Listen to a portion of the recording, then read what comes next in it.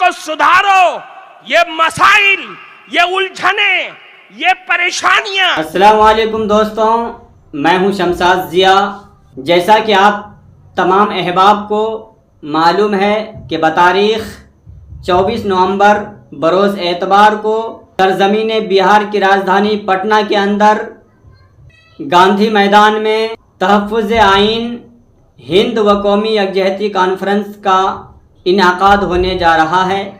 इसमें शिरकत फरमा रहे हैं शेखुल इस्लाम हज़रत मौलाना सैयद अरशद मदनी साहब दामत बरकातुहुम।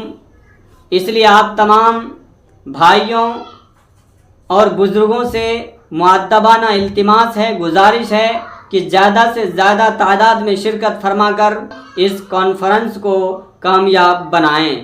शुक्रिया, खुदा हाफिज़। आज तक हम रोते थे, हमारे बड़े परेशान थे कि दुनिया नशा कर रही है, दुनिया सट्टे और जुए खेल रही है। आज जो सबसे ज्यादा हालात हैं वो सूद की बीमारी हमारे अंदर जन्म लेती जा रही है।